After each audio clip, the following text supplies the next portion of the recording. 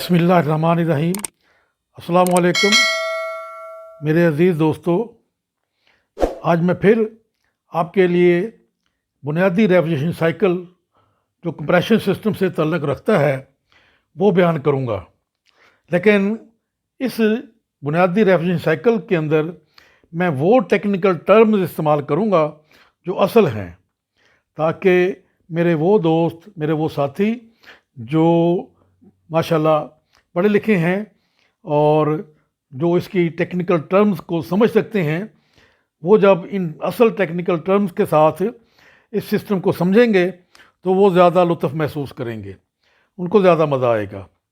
तो इस सिस्टम को समझाने से पहले मैं चंद टेक्निकल टर्म्स जो इस्तेमाल की जा रही हैं उनके मतलब बात कर दूं, ताकि इसके मतलब पता चल जाए कि इन टेक्निकल टर्म्स से क्या मुराद है।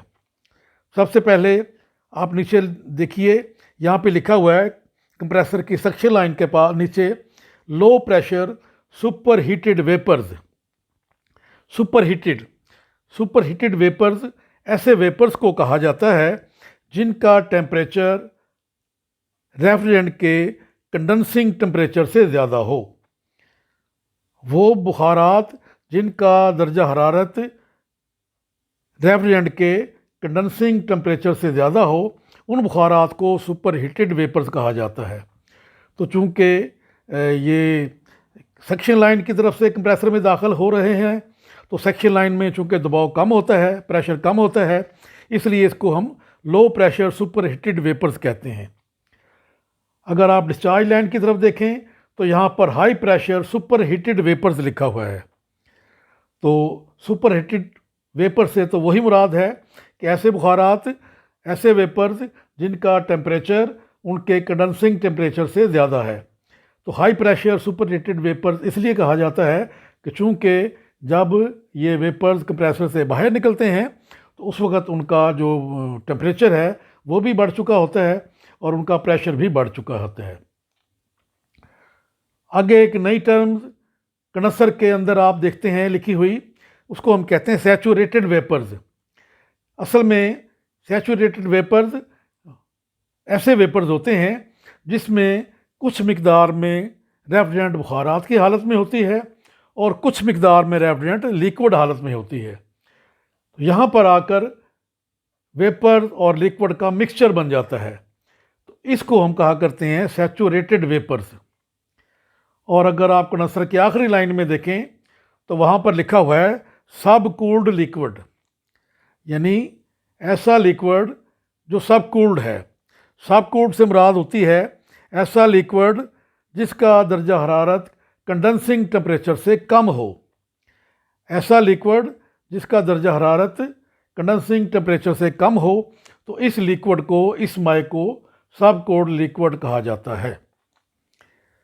इन टर्म्स के बाद अब आप इस साइकिल को समझिए। सबसे अहम तरीन चीज़ जो इस सिस्टम में लगाई जाती है वो इसका कंप्रेसर है, दूसरे नंबर पर कंडेंसर, तीसरे नंबर पर फ्लो कंट्रोल और चौथे नंबर पर एवेपोरेटर। ये सिस्टम बुनियादी तौर पर इन चार अज्जा पर मुश्तमिल होता है। इनके अलावा अगर कोई एक्सेसरीज़ लगा दी जाएँ तो वो सिस्टम के मज़ीद बेहतर करने के लिए होती हैं, लेकिन जहाँ तक ठंडक पैदा करने का ताल्लुक़ है वो असल में इन्हीं चार अज्जा की बदौलत पैदा होती है। सबसे पहली चीज़ कंप्रेसर, ये सक्शन लाइन की तरफ से low pressure super heated vapours को अपनी तरफ खींचेगा। खींचने के बाद उसमें अपने अंदर इन वेपर्स को प्रेस करेगा। कंप्रेशन के अमल की वजह से जब ये वेपर्स बाहर निकलेंगे तो उनका प्रेशर भी बढ़ चुका होगा और उनका टेम्परेचर भी बढ़ चुका होगा, इसलिए हम इनको कहेंगे high pressure super heated vapours. अब ये वेपर्स जाएंगे कंडेंसर के अंदर। कंडेंसर के अंदर कंडेंसिंग का अमल होगा। कंडेंसिंग के अमल में हम बुखारात को ठंडा करके उसको लिक्विड हालत में तब्दील किया करते हैं। तो कंडेंसर के अंदर जब ये high pressure super heated vapours जाते हैं तो कंडेंसर के पाइप गर्म हो जाते हैं। इन पाइपों को ठंडा करना होता है ताकि अंदर से गुजरने वाली रेफ्रिजरेंट भी अपनी हरारत को खारिज करके अपनी हालत को चेंज करे और वेपर्स की हालत से तब्दील होकर लिक्विड हालत में आ जाए। इस मकसद के लिए कंडेंसर को ठंडा करना हो तो हम पानी भी इस्तेमाल कर सकते हैं, हम आम हवा भी इस्तेमाल कर सकते हैं और पंखे की हवा भी इस्तेमाल कर सकते हैं। ये इसकी सिस्टम की डिज़ाइनिंग पर मुश्तमिल होता है कि इस वक्त इस कंडेंसर को ठंडा करने के लिए कौन सी चीज़ बेहतर होगी। बहरहाल कोई भी चीज़ इस्तेमाल करके हम कंडेंसर को ठंडा करेंगे। जब कंडेंसर को ठंडा करेंगे तो ये हाई प्रेशर सुपरहीटेड वेपर्स जूं जूं कंडेंसर के अंदर फासला तय करेंगे उनके टेम्परेचर में कमी आना शुरू हो जाएगी। तो थोड़े से फासले के बाद आप देखते हैं कि ये जो सुपरहीटेड वेपर्स हैं ये हल्का हल्का ठंडा होने के बाद अपनी हालत को तब्दील करना शुरू कर देते हैं, यानी कुछ कुछ ये माई हालत में तब्दील हो जाते हैं। तो यहाँ पर कंडेंसर का वो हिस्सा जहाँ पर कुछ मिकदार में रेफ्रिजरेंट लिक्विड हालत में तब्दील हो जाए और कुछ मिकदार में रेफ्रिजरेंट अभी वेपर्स की हालत में ही हो, तो इस जगह को या इन बुखारात को हम कहते हैं सैचुरेटेड वेपर्स। ऐसे वेपर्स जो मिक्सचर होते हैं, जो अमेज़ा होते हैं बुखारात का और लिक्विड का। इसके बाद ये रेफ्रिजरेंट जूं जूं आगे की तरफ चलती जाएगी, अपनी हीट को खारिज करती जाएगी और हीट को खारिज करने की वजह से ये अपनी हालत को तब्दील करके बुखारात की हालत से लिक्विड हालत में तब्दील हो जाएगी। और हत्ता के कंडेंसर की आखिरी लाइन, जिसको आम अल्फाज में लिक्विड लाइन कहा जाता है, वहाँ तक पहुँचते पहुँचते ये रेफ्रिजरेंट मुकम्मल तौर पर लिक्विड बन चुकी होती है और इसका टेम्परेचर में वाज़े तौर पर कमी आ जाती है। इसलिए यहाँ पर जो मौजूद लिक्विड रेफ्रिजरेंट है उसको सब कूल्ड लिक्विड कहा जाता है। रेफ्रिजरेंट जब ये लिक्विड हालत में तब्दील हो गई तो इसको एवेपोरेटर में दाखिल करने से पहले इसके दरमियान में एक फ़्लो कंट्रोल लगाया जाता है, जिसको रेफ्रिजरेंट कंट्रोल भी कहते हैं और एक्सपेंशन डिवाइस भी कहते हैं। इस फ़्लो कंट्रोल का या एक्सपेंशन डिवाइस का काम लिक्विड वाली रेफ्रिजरेंट को, उसके बहाव को कंट्रोल करना, उसको ज़रूरत के मुताबिक एवेपोरेटर में दाखिल करना और उसके दबाव में कमी लाना।